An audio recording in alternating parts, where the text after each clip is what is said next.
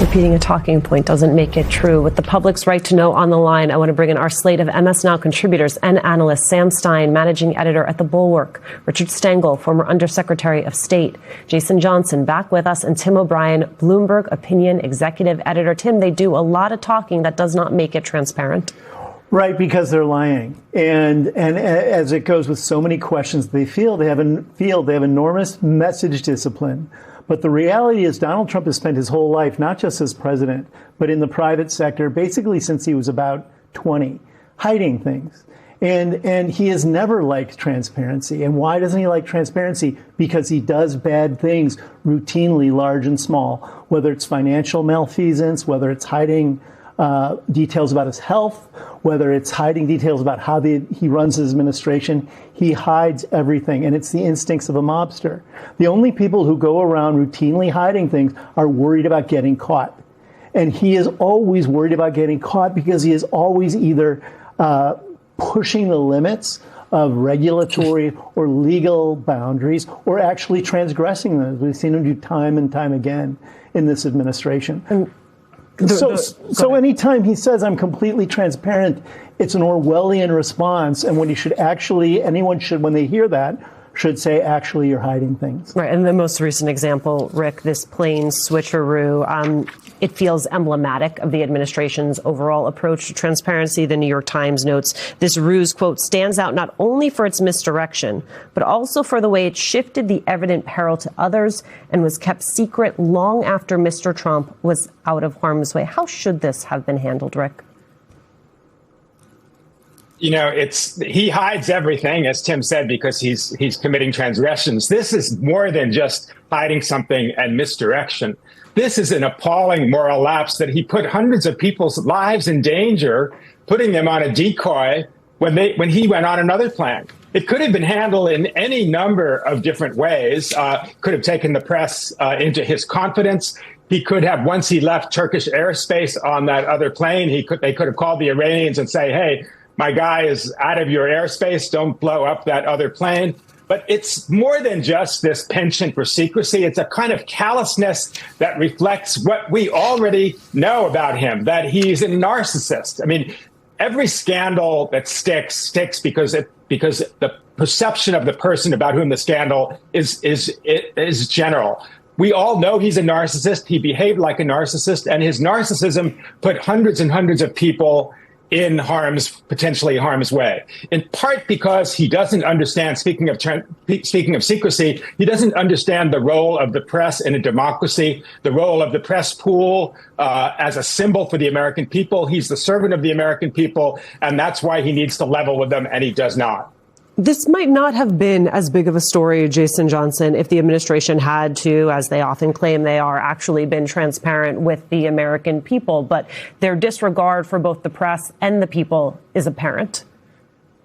Yes. And look, we all know the phrase, it's like the cover up is actually worse than the crime. Well, no, the crime was bad. Like, you were endangering people, and the cover up was terrible. But this is replete throughout this administration. Think back to the tragedy at the White House Correspondents' Center, right? What did we see? RFK Jr. left his wife, Stephen Miller. Like, that's what these guys do. These are not brave men from top to bottom. These are not courageous people under any circumstances. These are not people who are going to take a bullet for anyone, metaphorically, politically, let alone actually physically. So I'm not surprised by this behavior. I think the larger issue, though, and the thing that I have waited for and probably will never see, is the point at which the people who will be the victims of this cowardice, the reporters on that flight, are they going to take their jobs even more seriously now? They're going to be like, you know what? No more of this dancing around fluff pieces. These guys are monsters. They endangered my life. Are the Republicans who have seen Trump betray them over and over and over again to January 6 people, to terrorists, to trying to come up with slush fund, are they finally going to say, I'm tired of taking bullets for this guy who's not going to do anything for me? That's what I'm waiting for, because we know the mendacity of this administration. When are people going to get sick of it and start holding them accountable?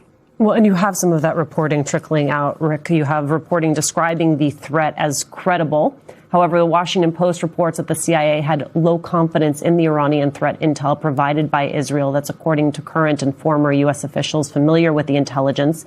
And you have one source who told the Post they understood that Rubio was briefed on the Israeli threat intelligence, as well as a subterfuge plan by the Secret Service, and nonetheless opted to board the Legacy Air Force One. If Rubio knew about the threat, Rick, took the decoy flight anyway, does that tell you anything about the credibility of the threat?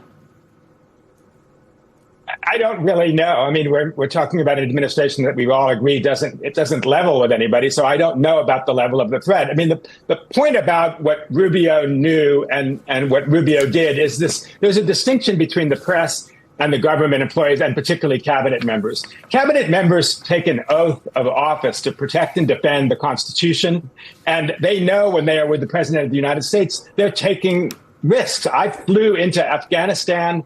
I flew into Iraq on military planes with the President and Secretary of State. You know you're at risk.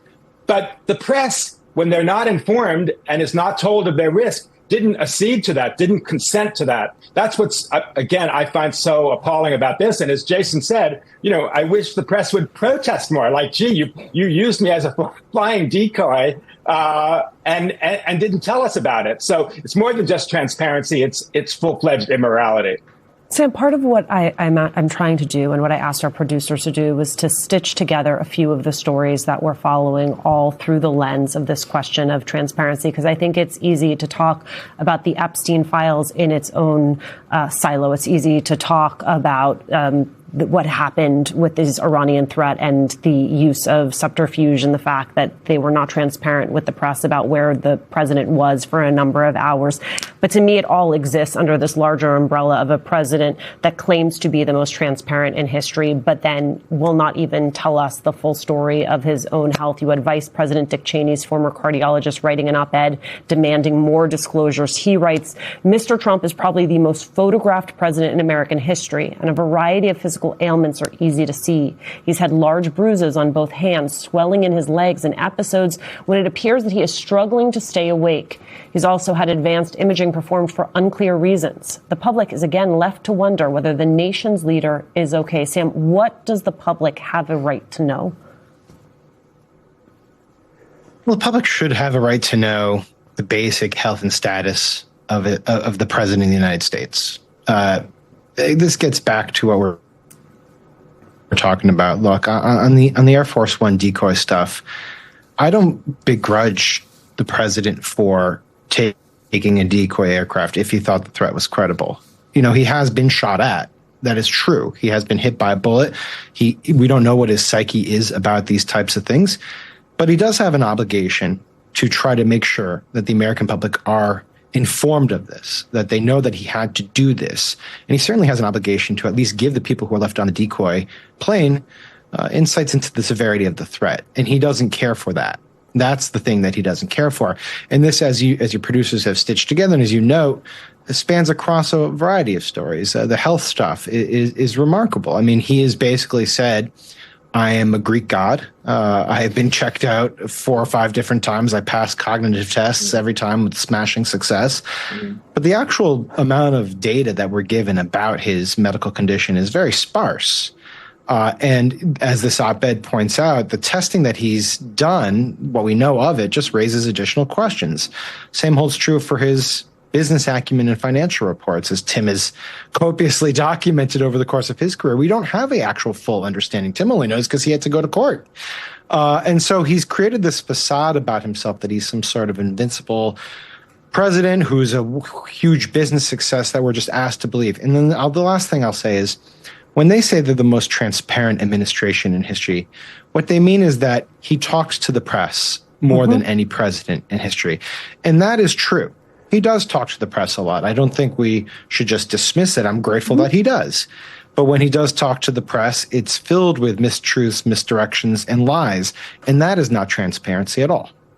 I'm curious, Dr. Jason Johnson, when the White House keeps repeating over and over again, well, the bruises are on his hands are because he's shaking so many hands, which I'm also intrigued by because the man is doing more tele-rallies than he is actual in-person meetings, but like let's put that aside. When he says that the Strait of Hormuz is open and that the U.S. controls the Strait of Hormuz, and Americans know that's not true, just because they actually have to like fill their tank, and they know that the price of gas has not gone down. Like who is the lie for? Who's supposed to be believing the lie? Who still takes them at their word? Well, I think the lie, honestly, Alicia, the lie is for Trump himself, right? He needs to tell himself that sort of story. And I think, but this goes to this overall thing, not just with his finances, but his health, but understanding what the relationship is supposed to be when you are the president in serving the people. Look, there's thousands of things on TikTok and Instagram where people are like, he's got this, he's got that dementia. I've always thought, look, I'm not the man's psychologist. I can't assess his psychology. I'm not a dermatologist. I don't know what any of these things mean. And, we're not in the age of warrior kings, right? We don't need Trump to go out and fight battles for us. He's not Kratos, god of war, right? But at the end of the day, if you have a president who is mentally unstable or physically incapable to the point where he may not be as good as he needs to be during negotiations for peace treaties, he may not be able to negotiate deals, that affects everybody's finances. That affects what you can do in Congress. We need to know the president's health, because his physical health and his mental health has to do with our nation's overall financial and business and legislative health. And their refusal to acknowledge that, their refusal to consider that to be a part of the job, just shows that Trump doesn't think that he's serving this country. He thinks this country exists to serve him.